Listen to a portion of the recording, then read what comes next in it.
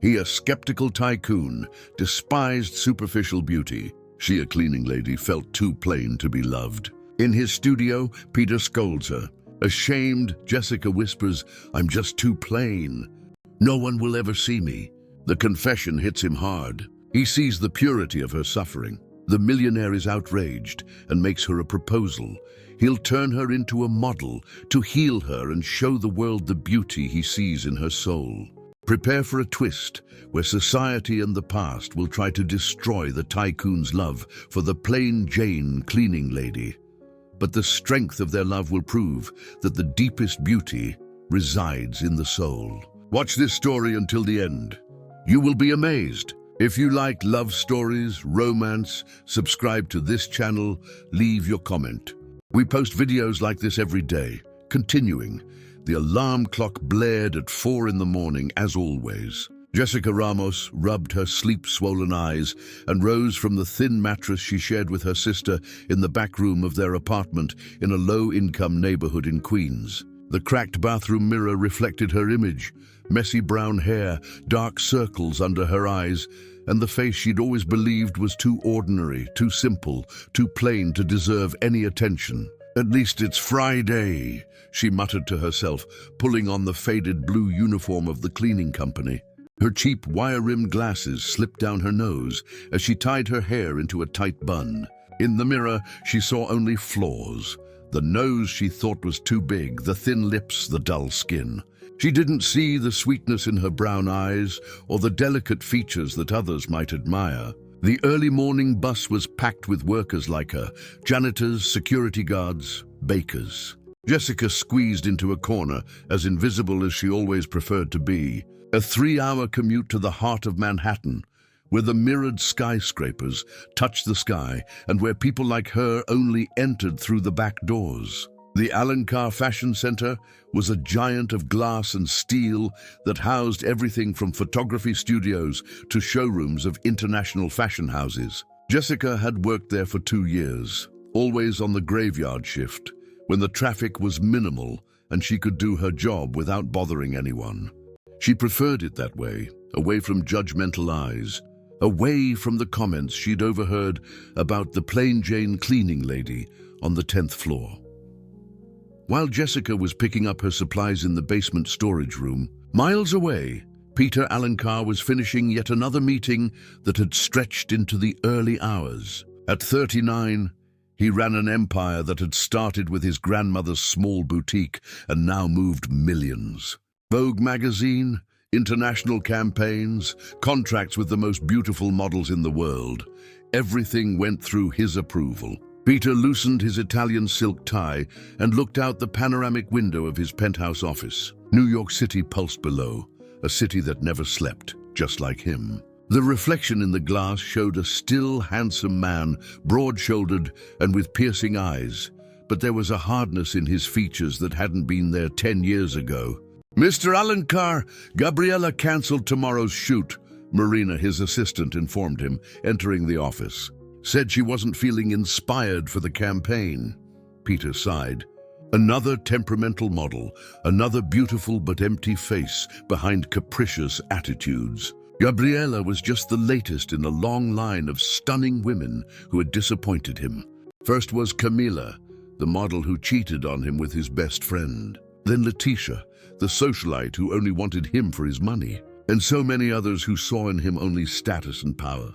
"Cancel her contract," Peter said, turning back to the desk full of portfolios. "And get me more options for Monday." Marina hesitated at the door. "Sir, don't you think you're being a little demanding lately?" Peter raised his eyes, and Marina took a step back before the coldness in his gaze. "Marina, I built this empire because I know exactly what I want. And what I don't want are fake people pretending to be something they're not." It was 5 in the morning when Peter decided to go down and personally check on the preparations in the main studio. The campaign for the new perfume line was scheduled to start in a few hours, and he wouldn't tolerate any more delays or artistic temper tantrums. Jessica had arrived on the 10th floor and started her routine. Vacuuming the Persian rugs, cleaning the marble surfaces, arranging the fashion magazines scattered on the coffee tables. She always secretly admired the place. The photographs of famous models on the walls, the luxurious fabrics, the subtle scent of expensive perfumes that permeated the air. While cleaning one of the side tables, her eyes were drawn to an abandoned sketch. It was a drawing of a dress with elegant lines and delicate details.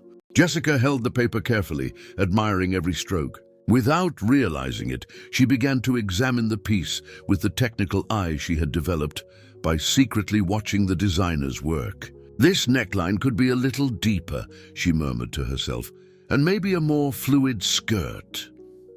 That's when she heard the firm footsteps in the hallway. Jessica panicked. She shouldn't be touching anything, let alone work documents. She tried to put the paper back on the table, but her hands trembled and the sketch flew, landing under a sofa. She quickly bent down to pick it up, but it was too late. The studio door opened, and she heard a deep, authoritative male voice. "What's going on here?" Jessica turned around, still kneeling on the floor, the crumpled sketch in her hand, and met the most intense eyes she had ever seen. Peter Alencar watched her from the door, his brow furrowed, his impeccable suit contrasting with her dishevelment. I was just cleaning, sir," Jessica stammered, trying to get up quickly. But her nervousness made her trip over her own foot, and she fell back to the floor, knocking over the bucket of dirty water that spilled onto the Persian rug. The silence that followed was deafening. Jessica felt tears burning her eyes as she stared at the damage she had done. There she was, once again proving that she couldn't do anything right, that she was indeed the clumsy and awkward person she had always believed herself to be. Peter observed the scene. The woman kneeling on the floor, her trembling hands holding a wet sketch, the crooked glasses on her flushed face. He should be furious with the mess, with her intrusion into his documents. But something in the vulnerability of that figure made him hesitate. And it was in that moment, that improbable meeting between two worlds that should never have touched, that fate decided to shuffle the cards of both their lives. Peter walked slowly towards Jessica, who remained kneeling on the soaked floor. She expected the explosion of anger, the shouting, maybe even immediate termination. But when he bent down and reached out to help her up, Jessica looked up in surprise. "Are you hurt?" Peter asked, his voice devoid of the harshness she expected. Jessica shook her head, still stunned by his closeness. Peter had a masculine and expensive scent, a blend of refined cologne with something more natural that made her feel strangely dizzy. When their hands touched as he helped her up, an electric current ran through Jessica's arm. "I'm so sorry, Mr. Alencar," she murmured, quickly withdrawing her hand and adjusting her glasses. "I'll clean everything up. I'll pay for the damage to the rug. Easy," Peter interrupted, observing her flushed face. There was something different about this woman. It wasn't the conventional beauty he was used to seeing, but a genuine sweetness that intrigued him. "What were you doing with this sketch?" Jessica swallowed hard, feeling smaller than ever. I saw it on the floor and was just admiring it. Sorry, I know I shouldn't have touched anything." Peter took the wet paper from her hands and examined it. It was one of the preliminary studies for the new collection. "Do you know anything about fashion?" The question caught Jessica off guard. "No, sir. I like to look at the drawings when I'm cleaning. They're very beautiful. Just look." Peter noticed how she averted her gaze, how she nervously bit her lower lip. There was something she wasn't saying. At that moment, Marina appeared at the door, breathless. "Mr. Alencar, I heard a noise and... oh my God!" She saw the mess on the floor and immediately assumed a defensive posture. "What happened here? Who are you?" Jessica shrank even further. Marina was everything she wasn't. Tall, elegant, impeccably dressed, with perfectly styled blonde hair. Next to her, Jessica felt like an ant. "Marina, this is..." Peter hesitated, realizing that he didn't even know the cleaning lady's name. "Jessica Ramos," she completed in a low voice. "From the cleaning company." Marina rolled her eyes. "Sir, I'll call her supervisor immediately. This kind of carelessness is unacceptable." "No," said Peter, surprising both women. "It won't be necessary." Jessica looked up, incredulous. Marina frowned. "Sir, I'll handle this," Peter declared, without taking his eyes off Jessica. "Marina, can you check if the photography equipment has arrived?" Marina hesitated, clearly annoyed, but obeyed. When they were alone again, Peter approached Jessica. "Why do you work at night?" The intimate question caught her off guard. It's easier this way. Fewer people to see. To judge. Judge what? Jessica felt her cheeks burn.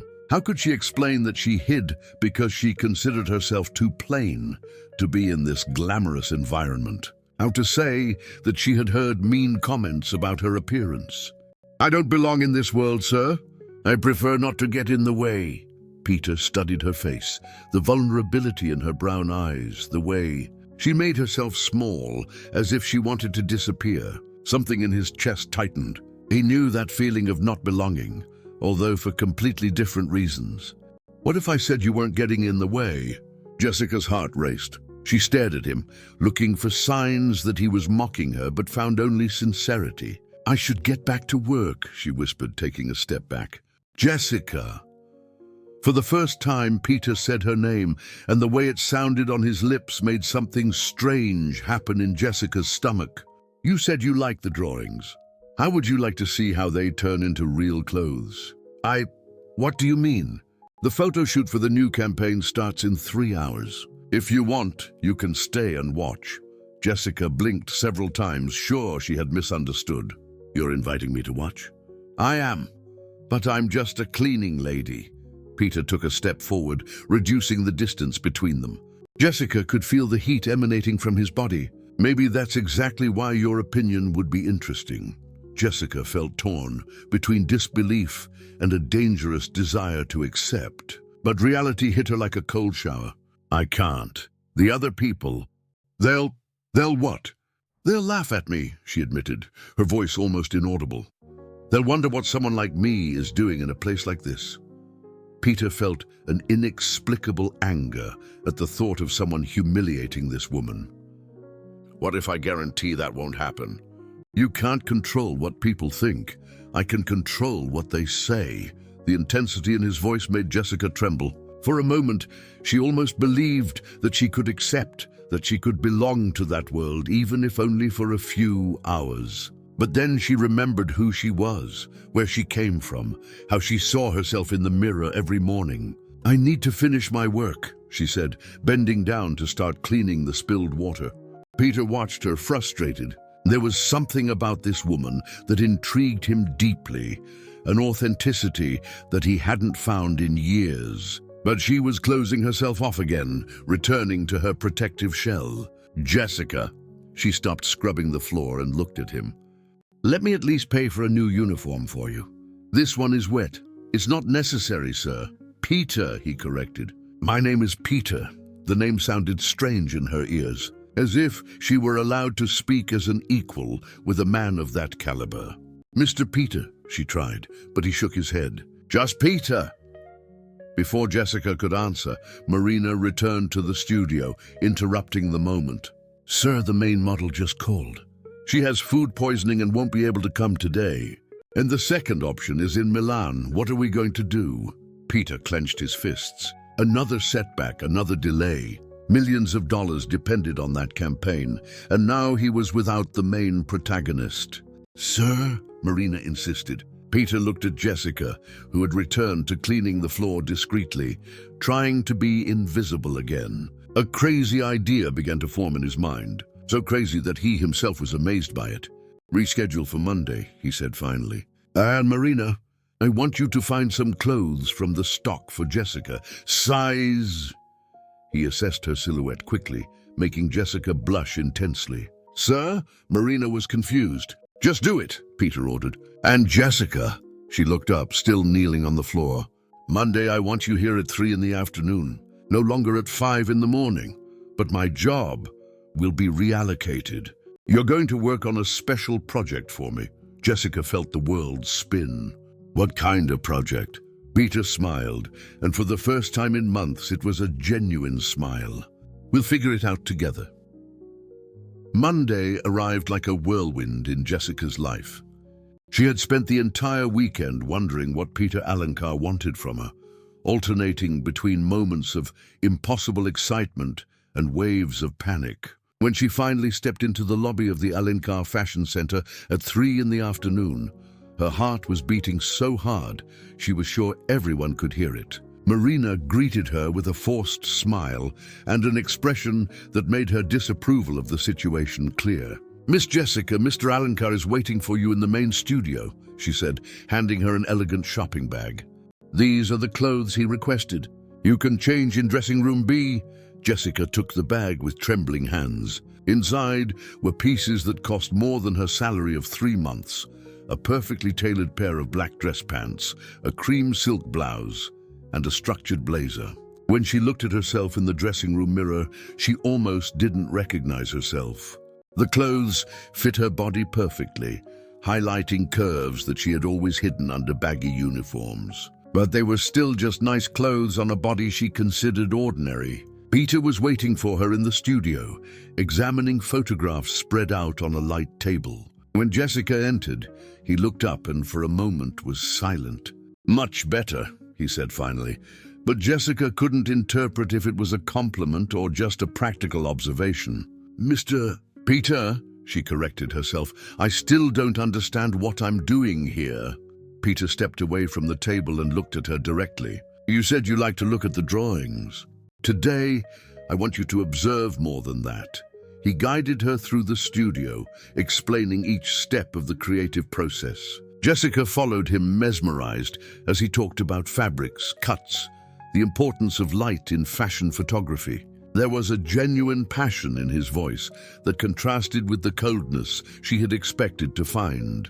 "This project," Peter said, stopping in front of a mannequin dressed in a midnight blue gown, "is about authenticity, about finding beauty where others can't see it."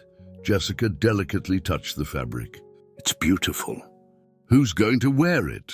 "I don't know yet," Peter replied, watching her closely. "What would you change about it?" The question caught Jessica off guard. "Me? I don't know anything about fashion. Forget about that for a moment. Just tell me what you feel when you look at this dress." Jessica studied the piece, biting her lower lip, a habit that Peter had already noticed she had when she was concentrating. "It's elegant," she said hesitantly, "but maybe it's too serious? As if the person wearing it was hiding behind the elegance." Peter frowned, interested. "Go on." "I would change the neckline. I would make something more delicate, more vulnerable, and maybe add an unexpected detail, a subtle embroidery, or a transparency that suggests without revealing." The words flowed from Jessica as if she were thinking out loud, and only when she finished did she realize that Peter was staring at her intently. "Sorry," she murmured, "I shouldn't have. Do you draw?" The direct question made Jessica blush. "No. I mean, sometimes I scribble a few things, but show me. I didn't bring anything." Peter grabbed a pad of paper and a pencil, handing them to her. "Draw what you described. How would you change this dress?" Jessica hesitated, but something in Peter's gaze encouraged her. With slightly trembling hands, she began to sketch. The strokes flowed naturally, as if she had done it her whole life. In a few minutes, a delicate and surprisingly refined drawing took shape on the paper. Peter watched in silence, increasingly fascinated. It wasn't just the drawing, although it was impressively good for someone who claimed not to understand fashion. It was the way Jessica transformed while she was drawing. The shyness gave way to concentration. The insecurity dissolved into pure focus. "Where did you learn to do this?" he asked when she finished. Jessica dropped the pencil as if it were burning. I've always drawn, since I was a kid, and never thought about studying design." The bitter laugh that escaped from Jessica caught him off guard. "Peter, do you know where I come from? People like me don't have the luxury of dreaming about careers in fashion. We dream about paying the bills." There was a hardness in her voice that he hadn't heard before, a raw reality that made him remember how different their worlds were.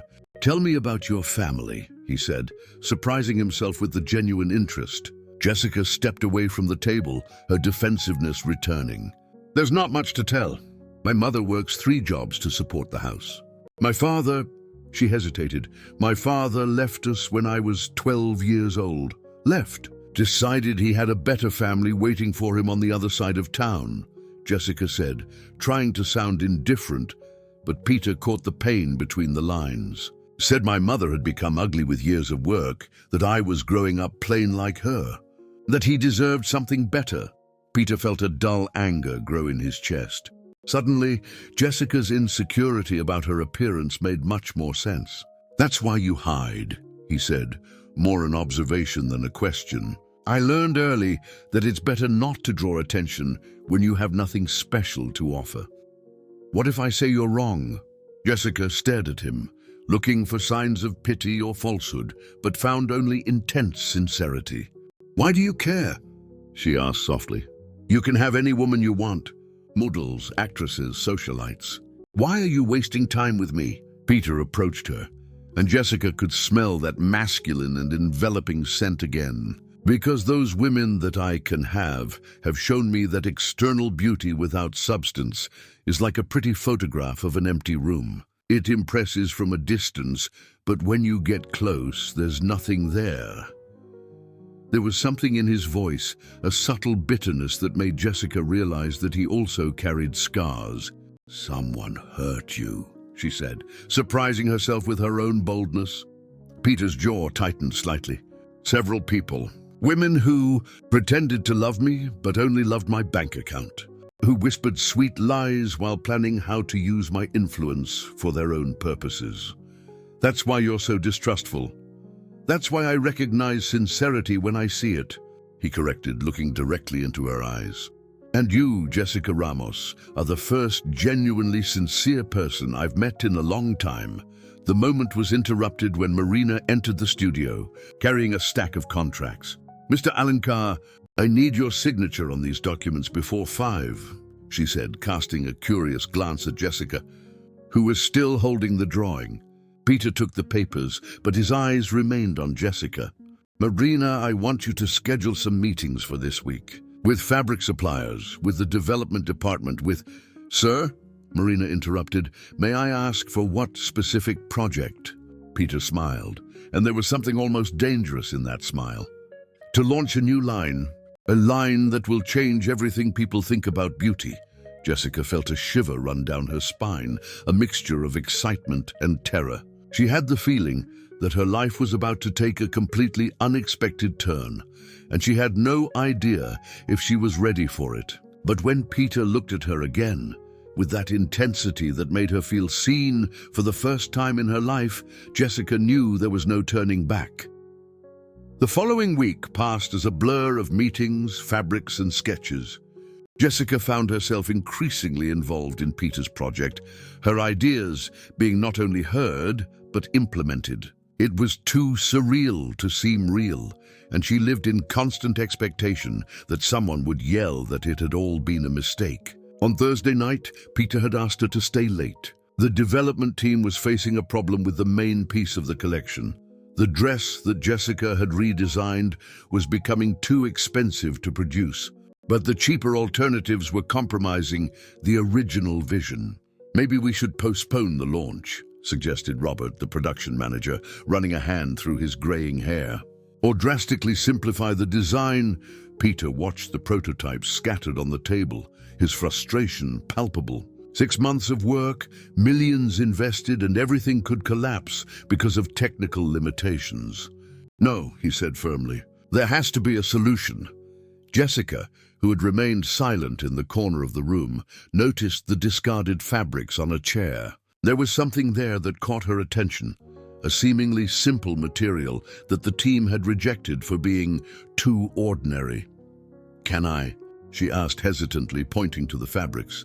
Robert looked at Peter, who nodded. Jessica approached and picked up the rejected material, examining it against the light. "This fabric," she said slowly, "it's not ordinary. Look at the weave." She held the material so that the light passed through the fibers.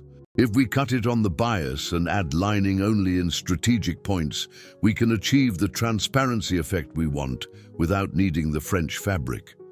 Robert frowned. "But that would mean rethinking the entire drape," Jessica completed. "I know, but it would work, and it would cost 40% less." Silence filled the room. Robert took the fabric from Jessica's hands and examined it more closely, then looked at Peter with an expression of growing surprise. "She's right," he said slowly. That could work. Could you redesign the pattern? Peter asked Jessica, ignoring the confused looks from the team about why he was consulting a cleaning lady on haute couture technical issues. Jessica bit her lip, hesitant. I can try. For the next 3 hours, she worked intensely on the drafting table, redesigning not only the dress, but rebalancing the entire collection based on the new approach. Peter stood by her side throughout the process, watching her skilled hands dance on the paper, fascinated by the absolute concentration on her face. When she finally finished, it was almost midnight. The team had left long ago, leaving only Peter and Jessica in the studio, lit only by the light of the drafting table. Done, Jessica said, releasing the pencil and rubbing her tired eyes. I think that solves the problem. Peter examined the drawings and felt something tighten in his chest. It wasn't just the technical quality of the work, although it was impressive. It was the passion visible in every line, the dedication with which she had embraced the project as if it were her own. Jessica, he said, his voice hoarser than he intended. This is extraordinary. She blushed as she always did when she received compliments. It was just an idea. No. Peter approached her, so close that Jessica could feel the heat of his body. This is talent, pure talent. Jessica raised her eyes to meet his, and for a moment the air between them seemed electrified. Peter raised his hand slowly, gently touching her face. You have no idea what you are, do you? He whispered. I know exactly what I am, Jessica replied, but her voice trembled. A brilliant woman, talented, beautiful. Peter. She tried to pull away, but he gently held her face. Let me finish. A woman who makes me question everything I thought I knew about beauty, about worth, about what really matters. Jessica's heart was beating so hard, she was sure he could hear it. The intensity in Peter's gaze made her feel naked, exposed, but in a way that wasn't terrifying. I'm not what you're looking for, she whispered. You're exactly what I didn't even know I was looking for. And then he leaned in and kissed her. It was a soft kiss at first, almost hesitant, as if he were giving her a chance to back away. But when Jessica didn't pull away, when she actually leaned in closer, the kiss deepened. Peter pulled her against him, and Jessica felt herself melt in his arms. It was her first real kiss, not those awkward touches of adolescence, but something that made her finally understand why people wrote poetry about it.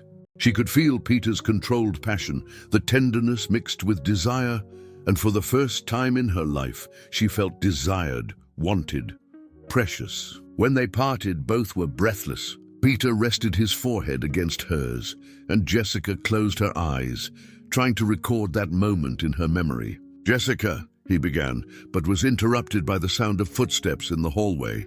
They pulled away quickly, but it was too late. Marina entered the studio carrying a folder and stopped abruptly at the scene. Peter and Jessica obviously trying to compose themselves, the drawings scattered on the table, the palpable intimacy in the air. Marina's face went through several expressions: surprise, disbelief, and finally something that looked like malicious satisfaction. Mr. Alencar, she said, her voice carefully neutral. I apologize for interrupting. I forgot these contracts and came to get them. Marina, Peter began, but she had already picked up the papers she was looking for. Don't worry, sir. I didn't see anything. But the smile on her lips suggested exactly the opposite. Good night to both of you. When she left, a heavy silence settled between Peter and Jessica. The magic of the moment had been broken, replaced by a cold and threatening reality. This was a mistake, Jessica murmured, beginning to gather her drawings with trembling hands. It wasn't, Peter said firmly. You don't understand. Jessica turned to him, tears glistening in her eyes. You have a reputation to maintain, an empire to protect. And I'm a cleaning lady you kissed after midnight in your office. How do you think that's going to sound to people? Peter felt the truth of her words like a punch to the gut. Marina wasn't known for her discretion, and he knew well how social circles in New York City worked. By the end of the week, everyone would be talking about Peter Alencar and his new discovery. I don't care what people think, he said, but even to his own ears it sounded unconvincing. Jessica smiled sadly. You should care, because I care. I don't want to be known as the woman who destroyed your credibility. She finished gathering her papers and headed for the door, but Peter grabbed her arm. Jessica, wait. Good night, Peter, she said without turning to look at him. When she left, Peter was alone in the studio, surrounded by Jessica's brilliant drawings and the subtle perfume she had left in the air. He knew that Marina was probably already making calls, planting seeds of gossip that would grow quickly. But as much as he tried to worry about the consequences, all he could think about was the taste of Jessica's lips and the way she had fit perfectly in his arms. Across town, Jessica cried on the late-night bus, knowing that she had crossed a line from which there was no turning back, and that the consequences were just beginning. The news spread through New York City social circles with the speed of wildfire. Marina had been more efficient than Peter had imagined possible. On Friday morning, Beatrice Alencar, matriarch of the family and majority shareholder of the company, was sitting in Peter's office with an expression he knew well, the same one she wore when she discovered that one of her investments was at risk. Peter, she said, her voice cutting as always, I need to know if the information that has reached me is true. Peter didn't look up from the documents he pretended to examine. What information, Mom? That is about you being involved with a cleaning staff member. The silence that followed was deafening. Peter finally looked at his mother, seeing the disapproval stamped on every line of her elegantly made-up face. Marina came to me last night, Beatrice continued. She said she was worried about your emotional stability. Marina should worry about her own affairs. Peter, this is serious. Beatrice stood up, walking to the panoramic window. Our company is worth billions. Our reputation has been built over decades. You can't just what? Peter interrupted, his patience running out. Get involved with an unsuitable person. The word unsuitable echoed in the air like a slap. Peter felt the anger rise in his chest. Unsuitable according to what criteria? Oh, Peter, be realistic. A cleaning lady? Are you going through some kind of crisis? Because if that's the case, I can arrange a therapist. I don't need a therapist. I need you to trust my judgment. Beatrice turned to him, and for the first time, Peter saw something akin to despair in her eyes. Your father built this empire from scratch, she said, her voice lower now. I helped him turn a small boutique into what we have today. I won't allow you to destroy everything because of a whim. It's not a whim. Then what is it? Peter hesitated. How to explain to his mother that Jessica had brought something into his life that he didn't even know was missing. How to describe the way she made him feel complete. It's something real, he said finally. Beatrice sighed. Peter, you're 39 years old. It's time to get married and continue the family. We have business agreements that depend on strategic alliances. The Vanderbilt family, for example. Don't start with Emily Vanderbilt again. Emily is perfect for you. Educated, from a good family with connections that could triple our international business. Emily is calculating and empty. And this cleaning lady? What can she offer besides scandal? Before Peter could answer, Marina entered the office without knocking. Mr. Alencar, I'm sorry to interrupt, but we have an urgent problem. She held out a tablet to Peter, who immediately recognized the most read gossip website of the New York elite. The headline made him feel his blood run cold. Fashion tycoon Peter Alencar finds new muse among the cleaning staff. The article was accompanied by a blurred but clearly recognizable photo of Peter and Jessica in the studio. Someone had photographed through the building window, probably a paparazzi with a telephoto lens. How did this get to the press? Peter asked, his voice dangerously low. Marina assumed an expression of questionable innocence. I have no idea, sir. Maybe someone in the building. This is a disaster, Beatrice murmured, reading the article. They're implying that you're exploiting employees, that you're going through some kind of breakdown. Peter continued reading, feeling the anger grow with each line. The text not only ridiculed Jessica, describing her as a young woman with no apparent physical attractiveness, but also questioned his sanity and professional competence. Across town, Jessica was discovering the same article in a much more painful way. Her supervisor at the cleaning company had called her into her office, where several other employees were clustered around a cell phone. "Jessica," said the supervisor, her tone too formal, "I need to talk to you." The other women looked at her with a mixture of curiosity and poorly disguised disdain. Jessica heard whispers. "Always knew she thought she was special. Who does she think she is? Ridiculous." "Mrs. Davis," Jessica began, but was interrupted. "The company has received several calls today," said Mrs. Davis, avoiding looking directly at Jessica. "About your situation with Mr. Alencar." "What situation?" Mrs. Davis showed her the cell phone with the article. Jessica felt the world spin as she read the cruel words, saw the photo that exposed her to all of New York City. Tears burned her eyes, but she refused to cry in front of her colleagues. "This isn't true," she whispered. "Jessica, you understand that this puts the company in a very delicate position. Our clients can't question the integrity of our employees." The message was clear. Without being spoken, she was being fired. "I understand," Jessica said, her voice surprisingly steady. When she got home, she found her mother, Concepcion, waiting for her in the kitchen with the same article printed in her hands. "Jessica, what is this story?" "It's nothing, Mom." "How is it nothing?" Concepcion waved the paper. "It's written here that you're involved with a billionaire." Jessica sat heavily on the chair, all the energy drained from her body. "I'm not involved with anyone, Mom. It was just a misunderstanding." Concepcion studied her daughter's face and her heart tightened. She knew that expression. It was the same one Jessica had worn at 12 when her father abandoned them, saying cruel words about their appearances. "Daughter," she said more gently, "tell me what really happened." And Jessica told her everything. The work at the center, the conversations with Peter, the drawings, the kiss. Concepcion listened in silence, seeing the pain and confusion in her daughter's eyes. "And you like him?" she asked when Jessica finished. Jessica nodded, tears finally flowing. "Then why are you running away?" "Because look at me, Mom." Jessica exploded. "Look at where we live. I'm an unemployed cleaning lady from a low-income neighborhood. He's a billionaire tycoon. This could never work." Concepcion stood up and hugged her daughter. "Jessica, your father made me believe that I was worth nothing. Don't let the world do the same to you." That night, Peter tried to call Jessica several times, but she didn't answer. He finally got her address through the cleaning company and drove to Queens, causing a small commotion when his Aston Martin parked on the humble street. Concepcion greeted him at the door, assessing him with discerning eyes. "You're him," she said without preamble.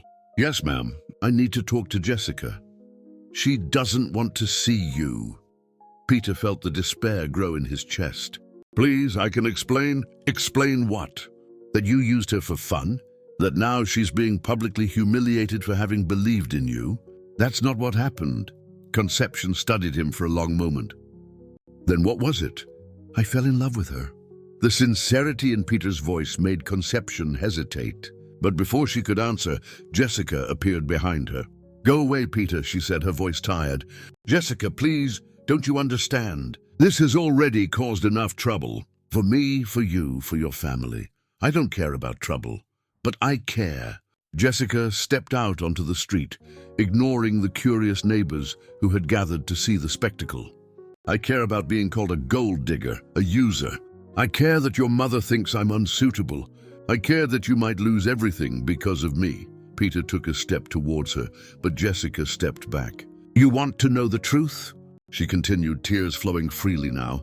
"For a moment, I believed. I believed that I could be loved, that I could be worth something. But I can't live in a world where I'm seen as your lapse in judgment. Jessica, forget I exist. Peter, go back to your world and find someone suitable." She went into the house and closed the door, leaving Peter alone on the street with the sound of his own heartbeat. And in her luxurious apartment, Marina smiled as she typed a new message to her contacts in the press. The story was just beginning, and she intended to ensure that it had a very specific ending. A week had passed since Peter had visited Jessica in Queens. A week of total silence between them, while the tabloids continued to fuel the scandal with new daily speculations. Peter couldn't concentrate on work, rejected all of Beatrice's attempts to arrange meetings with suitable women, and Marina watched everything with growing satisfaction. The opportunity she had been waiting for arrived on Thursday, when Emily Vanderbilt appeared in Peter's office without warning. Emily was everything that New York high society considered perfect: tall, blonde, with an MBA from Harvard and a bank account that rivaled the Alencars. She was also ruthlessly ambitious and had made it clear years ago that she considered Peter a valuable acquisition. "Peter," she said, entering the office as if she owned the place, "we need to talk."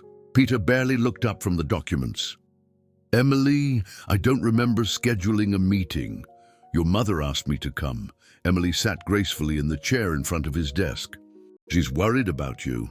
My mother should worry about her own affairs." "Peter, be reasonable. This situation with the cleaning lady is damaging your reputation, your company, your family." Peter finally looked at her, and Emily recoiled slightly before the coldness in his eyes. "Emily, I'm going to be very clear. My personal life is none of your concern. But it is my concern when it affects our business in common," she retorted. "My father is reconsidering the merger of the companies because of this scandal." Peter felt a pang of alarm. The merger with the Vanderbilt Group was crucial for the company's international expansion. Thousands of jobs depended on that agreement. "What exactly did your father say?" Emily smiled, realizing she had found her weak spot. "That he can't associate the Vanderbilt name with a sex scandal. That he questions your professional judgment if you can't even control your personal life.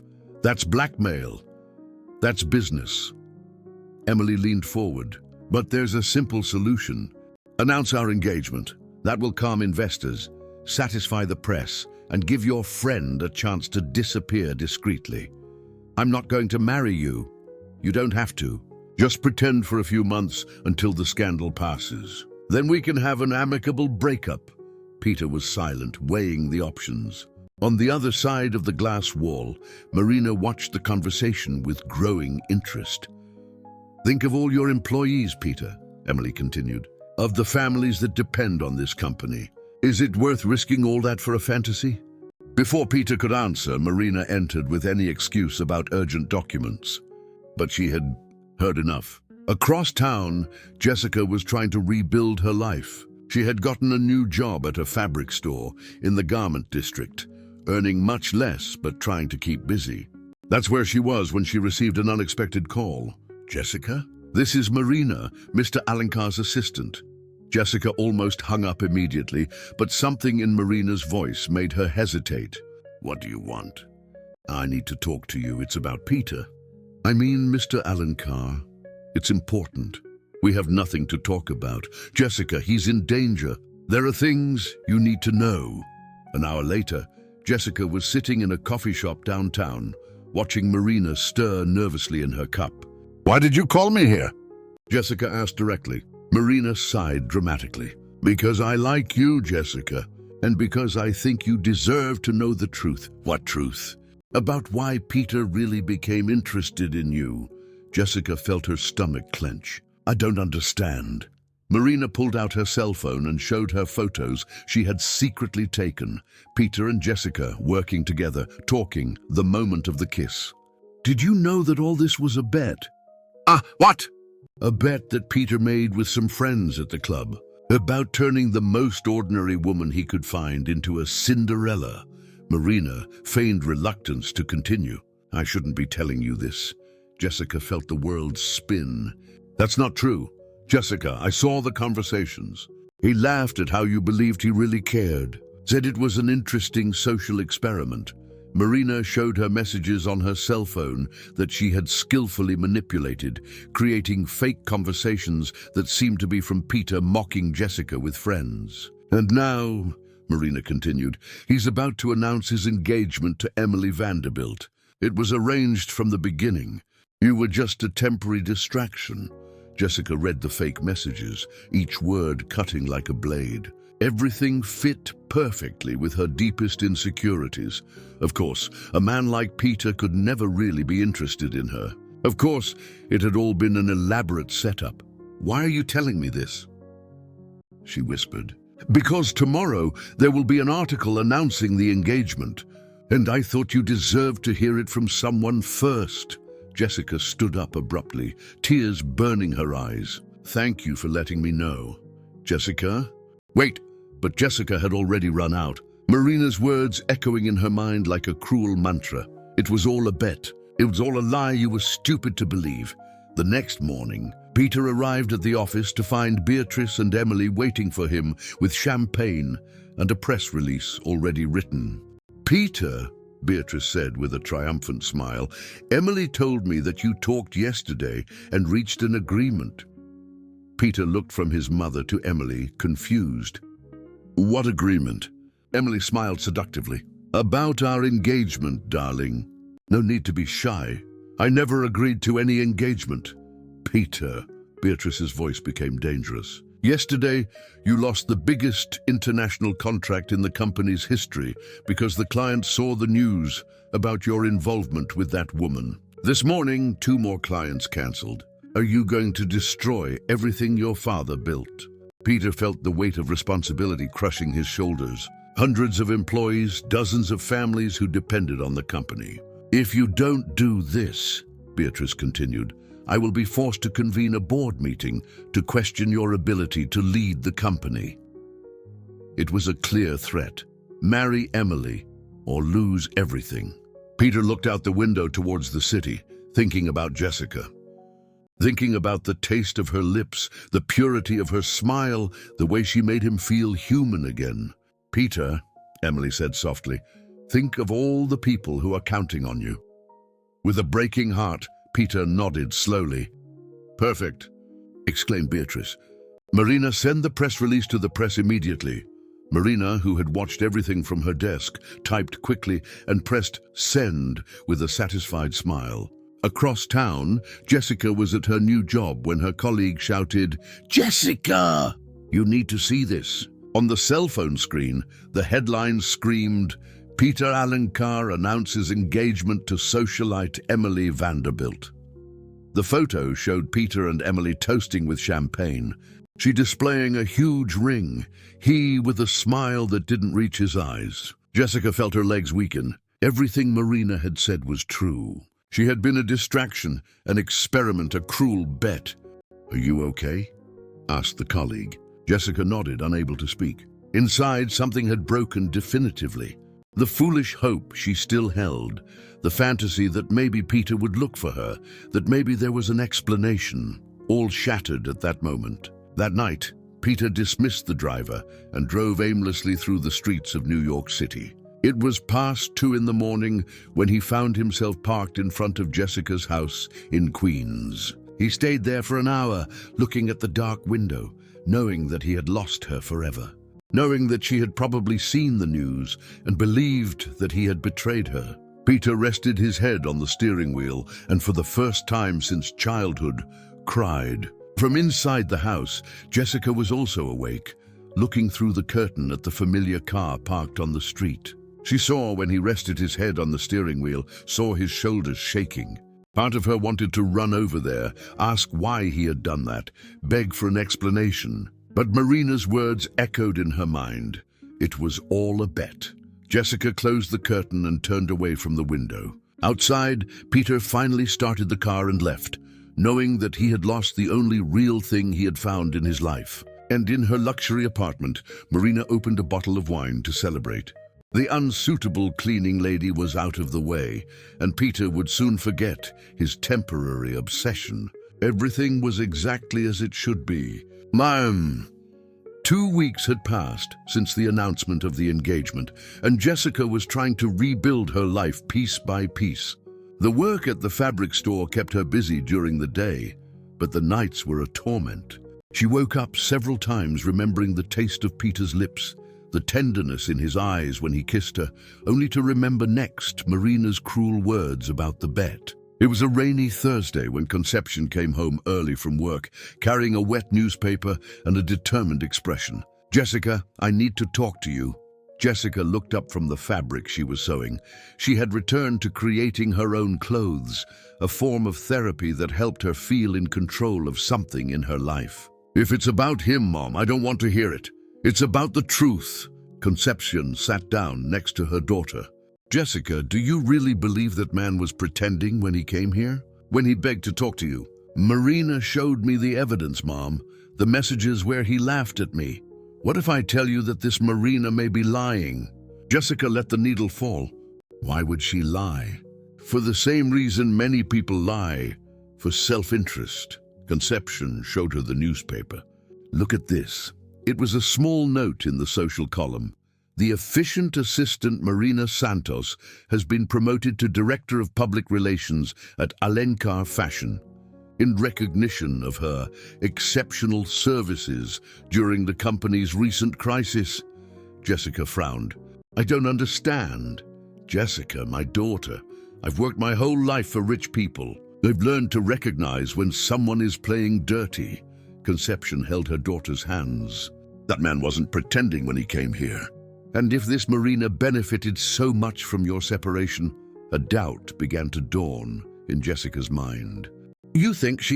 I think you need to find out the truth before giving up on what could be the love of your life."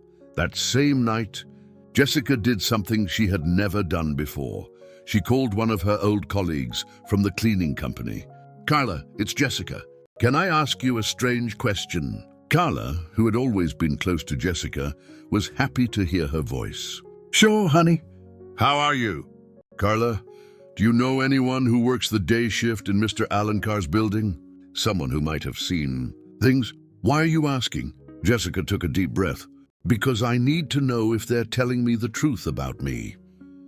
2 hours later, Jessica was at a bus stop downtown, waiting for Rosangela, a cleaning lady from the afternoon shift that Carla had contacted. Rosangela was a 50-year-old woman with shrewd eyes and an expression that didn't tolerate nonsense. "You're the girl with the drawings," she said as soon as she saw Jessica. "How do you know that?" "Honey, I've worked in that building for 10 years. I know everything that happens there." Rosangela lit a cigarette. "And I can tell you one thing, that man wasn't playing with you." Jessica's heart raced. "How can you be sure?" "Because I saw how he looked at you, and because I saw how he was after you disappeared." Rosangela took a drag. "That man was suffering, girl. Really suffering. But the messages, what messages?" Jessica told her about the meeting with Marina, about the evidence she had shown. Rosangela listened in silence, her expression growing darker and darker. "Jessica," she said when she finished, "you've been set up. How do you know?" "Because Marina Santos is a poisonous snake who always wanted to climb the ladder by stepping on whoever was necessary. And because I saw her the day after that meeting with you, celebrating on the phone with someone." Jessica felt the world spin. "Did you hear what she said?" "Something about the poor thing swallowed everything and now the path is clear." Rosangela threw the cigarette away. "Girl, you need to fight for that man. But he's engaged unhappily. Everyone in the building knows he's miserable. That he doesn't smile, doesn't eat, just works like a robot." Jessica went home with her mind racing. If Marina had lied, if it had all been a setup. But how to prove it? The answer came unexpectedly the next morning. Jessica was leaving for work when she found Robert, the production manager at Alencar Fashion, standing at her door. "Miss Jessica?" She nodded, surprised. "I apologize for showing up like this, but I need to talk to you. It's about the drawings." "What drawings?" "The ones from the new collection." "Your drawings?" Robert seemed agitated. "They disappeared from the studio, and Mr. Alencar is desperate. The entire collection depended on those designs." Jessica felt a pang of alarm. "When did they disappear?" "The same week that when you separated. Peter can't redo the work. Says that only you understand the vision behind the pieces." "I don't understand why you're telling me this." Robert hesitated. "Because I saw Marina messing with the files that week. And because I think Peter is being sabotaged." "Sabotaged by whom?" by people who have an interest in seeing him fail, people who would benefit if he lost control of the company. Jessica felt the pieces of the puzzle starting to fit together. "Robert, can I ask you a question? Did Peter really make any bets about me?" Robert looked at her as if she had spoken in another language. "Bet, miss, that man is in love with you. Anyone with eyes can see that. But Marina showed me messages. Marina lied." The voice came from behind them. Jessica turned to see Conception coming out of the house, carrying a folder. "Mom?" "Jessica, after you told me about the messages, I made some calls. I have a friend who works at the phone company." Conception opened the folder. "These are the real records of Peter's messages in recent months." Jessica took the papers with trembling hands. The real messages were completely different.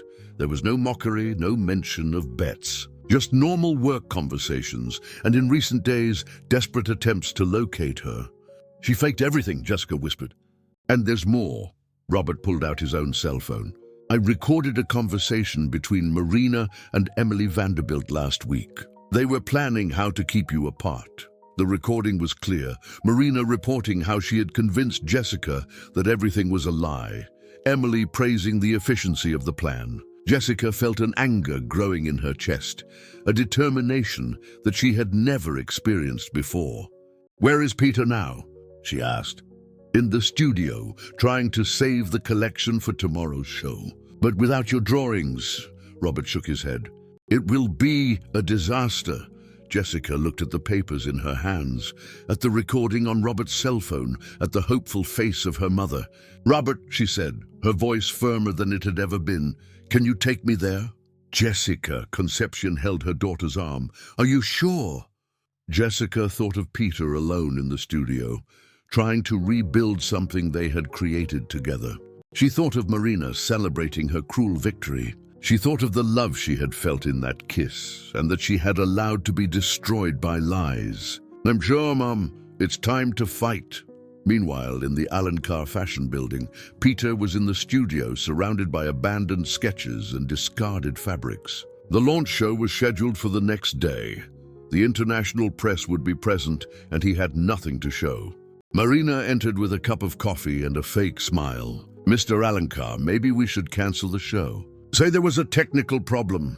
Peter looked at her with tired eyes. "Marina, have you ever seen Jessica's original drawings?"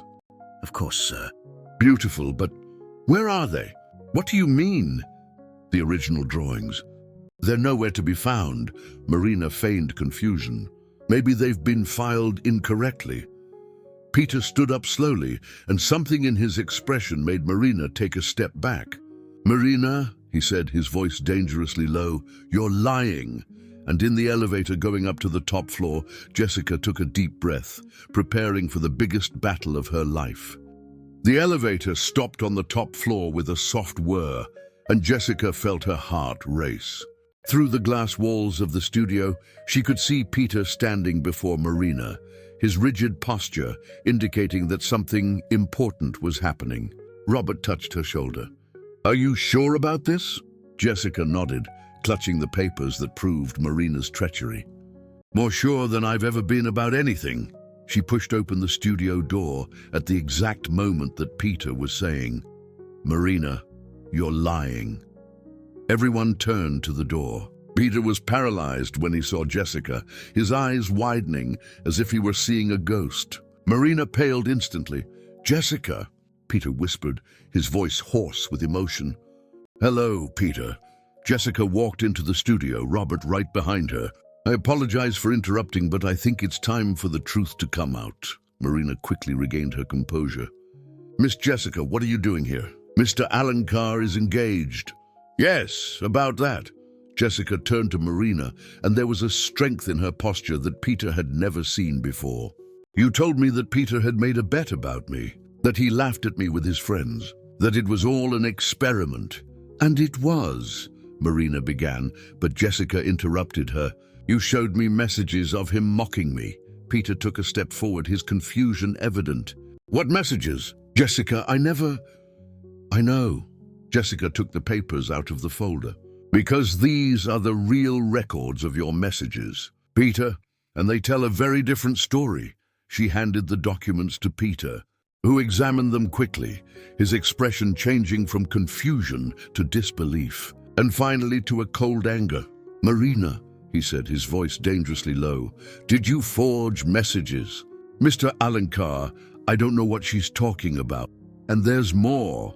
Robert stepped forward, holding up his cell phone. "This is the recording of you with Emily Vanderbilt, planning how to keep Peter and Jessica apart." He played the recording, and Marina's voice echoed through the studio. The poor thing swallowed everything. "Now the path is clear for Emily." The silence that followed was deafening. Marina looked from Peter to Jessica, realizing that she had been cornered. "Marina," Peter's voice was icy, "where are Jessica's drawings?" I don't know. I know where they are." Jessica went directly to Marina's filing cabinet, ignoring her protests. "Rosangela, one of the cleaning ladies, saw you hide them." Jessica opened a specific drawer and pulled out a folder with all her original drawings, perfectly preserved. Peter took the drawings with trembling hands, and Jessica saw tears forming in his eyes. "Jessica," he whispered, "you have no idea what these drawings mean to me. They're perfect. They're you." "Peter," Jessica felt her own voice fail. "Did you really believe that I was playing with you? That it was all a cruel bet?" The tears that Jessica had held back for weeks finally flowed. "I wanted so much to believe that it was real, but it seemed too impossible. A man like you, a woman like me." Peter dropped the drawings and approached her, completely ignoring Marina, who was trying to sneak towards the door. "A woman like you?" he repeated, stopping right in front of her. "Jessica, you are the most extraordinary woman I've ever met. Intelligent, talented, genuine, beautiful. Peter, your family, your company. To hell with it." The firmness in his voice surprised her. "Jessica, I've spent these weeks dying inside, thinking I had lost you forever. Forced to feign an engagement that made me want to throw up every time I looked at Emily. But your mother said..." "My mother was wrong, and I was wrong for letting the fear of disappointing others stop me from fighting for you." Peter held Jessica's face between his hands, exactly as he had done that night in the studio. "Jessica Ramos, I love you. I love your kindness, your intelligence, your talent, your courage. I love the way you see beauty where others can't. I love how you make me want to be a better man. Peter, marry me." The request came out so abruptly that Jessica blinked. Sure, she had misunderstood. "What? Marry me? Not because it's what my family wants, not because it makes sense in business, but because I can't imagine a future without you." Jessica looked into his eyes and saw everything she had been looking for her whole life.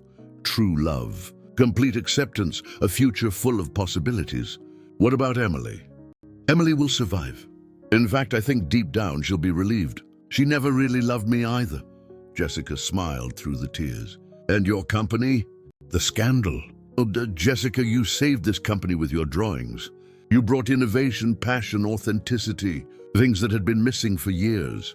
Peter smiled. "Besides, I have a feeling that when people see the collection tomorrow at the show, when they see the real talent behind the pieces, the whole story will change." "Tomorrow?" "The show is tomorrow night, and I want you to be the main star. Not as a model, but as the creator of the collection." Jessica felt the world spin. "Peter, I can't." "You can, and you will." He smiled, that genuine smile that she had fallen in love with. "It's time for you to come out of the shadows, Jessica. It's time to show the world who you really are." At that moment, Beatrice Alankar entered the studio, followed by Emily. Both stopped abruptly at the scene. "Peter, what's going on here?" Beatrice asked, noticing the tears on Peter and Jessica's faces, and Marina trying to hide behind the file. "Mom," Peter said, not letting go of Jessica, "there are some things you need to know." And he told her everything. Marina's sabotage, the lies, the theft of the drawings. Emily was visibly relieved when she learned that the engagement would be cancelled, admitting that she had never felt good about the farce. Beatrice listened to everything in silence, her face going through several expressions. When Peter finished, she turned to Jessica. "Miss Ramos, are these drawings really yours?" Jessica nodded nervously. Beatrice examined the projects for several minutes, her professional businesswoman's expression assessing every detail. "They're extraordinary," she said finally. "There's a sophisticated commercial vision here, but maintaining a rare artistic sensibility." She looked from Jessica to Peter. "Do you really love each other?" "Yes," they both answered at the same time. Beatrice sighed. "Then I was wrong, and I apologize to both of you." On the following night, the ballroom of the Plaza Hotel was packed with the elite of the international fashion world. Journalists, buyers, celebrities, all awaited the launch of the new Alencar fashion collection. Jessica was backstage, wearing one of the dresses of her own creation, a midnight blue piece that highlighted her curves in an elegant and powerful way. Peter had insisted that she cut her hair and hire a makeup artist, not to change who she was, but to reveal the beauty that had always been there. "Ready?" Peter appeared beside her, stunning in a black tuxedo. "Terrified," admitted Jessica, but she was smiling. "It's normal. But remember, you deserve to be here. You created something extraordinary." The music started, and the models paraded one by one, each piece telling the story of Jessica's vision of authentic beauty. The audience watched in reverent silence, clearly impressed. When the last model left, Peter walked onto the stage. "Ladies and gentlemen, the collection you have just seen represents a new direction for Alencar fashion. A direction based on authenticity, on real beauty, on genuine talent." He paused, looking for Jessica backstage. "I would like to introduce you to the creative mind behind this collection, Jessica Ramos." Jessica took a deep breath and came out from backstage. The ballroom exploded in applause, photographers flashed, and she felt for the first time in her life that she belonged in that world. Peter pulled her close when she reached the stage. "And I would like to announce that Jessica is not only our new creative director," he said, his voice echoing through the ballroom, "but also my fiancée." He knelt right there, on the stage, before hundreds of people, and took a ring out of his pocket. "Jessica Ramos, will you marry me?" Tears streamed down Jessica's face, but this time they were tears of pure happiness. "Yes," she said, her voice clear and firm. "Yes, I will." The ballroom erupted in applause again, and when Peter kissed her, Jessica knew she had finally found her place in the world. 6 months later, the Authentic Beauty collection had become an international phenomenon. Jessica was recognized as one of the most promising designers in the country, her story inspiring women around the world. And on a sunny afternoon, in the garden of the house that Peter had bought in a quiet suburb of New York, not far from Queens, so that Concepcion could visit them often, Jessica walked towards the makeshift altar, wearing a dress of her own creation. Peter waited for her at the end of the aisle, his eyes shining with love and pride. Beside him stood Robert as best man, and behind them Beatrice held a handkerchief, clearly moved. Concepcion gave her daughter to Peter, whispering in his ear, "She deserves you, my daughter, and you deserve all the happiness in the world." When the officiant asked if they took each other as husband and wife, their answers echoed clearly in the flowered garden, "I do." And when they kissed as husband and wife, Jessica knew that she had found not only the love of her life, but also herself.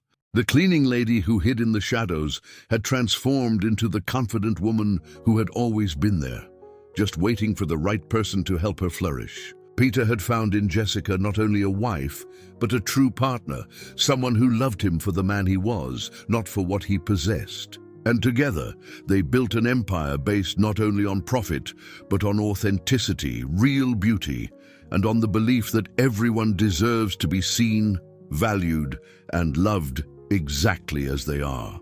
The story of the cleaning lady and the tycoon became legend in fashion circles. Proof that true love knows no social classes, that real beauty comes from within, and that sometimes happy endings happen for those courageous enough to fight for them.